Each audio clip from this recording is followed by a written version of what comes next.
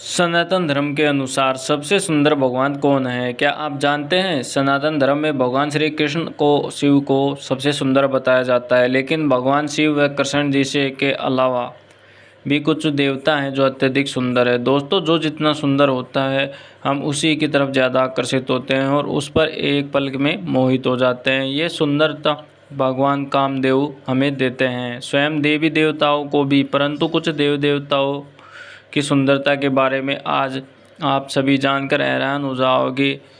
Number पे आते हैं कामदेव। दोस्तों, कामदेव को सुंदरता का समुद्र माना जाता है, तो समस्त ब्रह्मांड के सुंदर जीव देवता उस समुद्र की बूंद के बराबर नहीं है।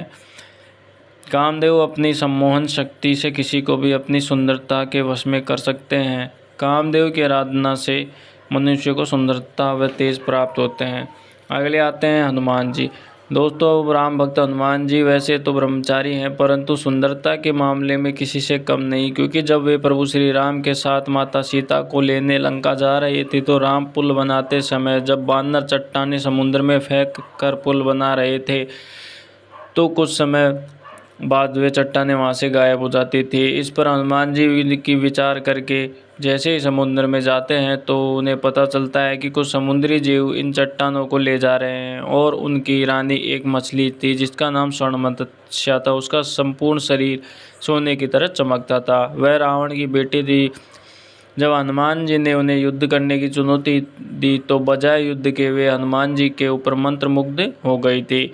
गणेश जी भी हनुमान जी की तरह ब्रह्मचारी रहना चाहते थे, परंतु एक कथा के अनुसार एक बार गणेश जी अपनी तपस्या में लीन थे, तभी माता तुलसी वहाँ आती है, जिसके कारण श्री गणेश को देखकर माता तुलसी उन पर मोहित होकर विवाह का प्रस्ताव रख देती है। परंतु गणेश जी ब्रह्मचर्य बताकर विवाह प्रस्ताव को अस्वीकार कर देते हैं, जिस कारण से माता तुलसी क्रोध में आकर उन्हें 2 विवाह का श्राप दे देती है और गणेश जी के 2 विवाह माता रिद्धि और सिद्धि से होते हैं।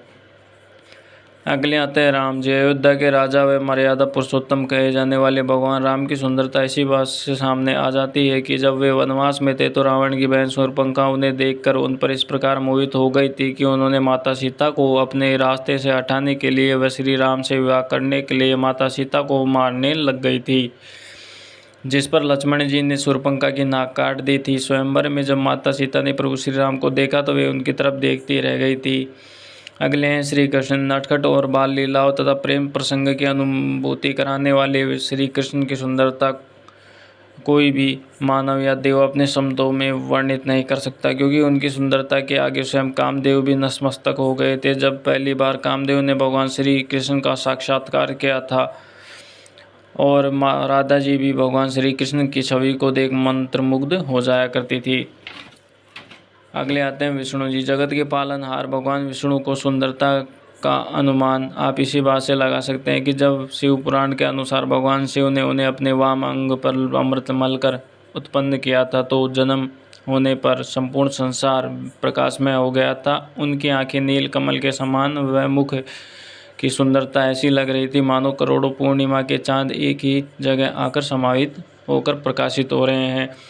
भगवान शिव। दोस्तों, भगवान शिव वैरागी है, परंतु संहार करने के बाद वे ब्रह्मांड में अलग ही दिखते हैं। जब एक माता पार्वती से वे विवाह करने पहुंचे तो उनकी माता महादेव का वैरागी रूप देखकर बेहोश हो गई, जिस पर भगवान शिव विष्णु जो माता पार्वती को अपनी बहन मानते थे वे उन्हें दिलासा दिलाते हैं और स्वयं भगवान विष्णु ने उनका श्रृंगार किया था। भगवान शिव जी को देख भगवान विष्णु भी अचंभित हो गए थे और वरदान दिया कि संपूर्ण ब्रह्मांड में यह आपका रूप मेरे सभी रूपों से अधिक सुंदर होगा।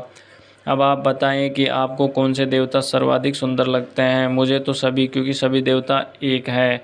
अरे दोस्तों, वीडियो अच्छी लगी तो वीडियो को लाइक करें और कमेंट में हर हर महादेव ज़रूर लिखें। धन्यवाद।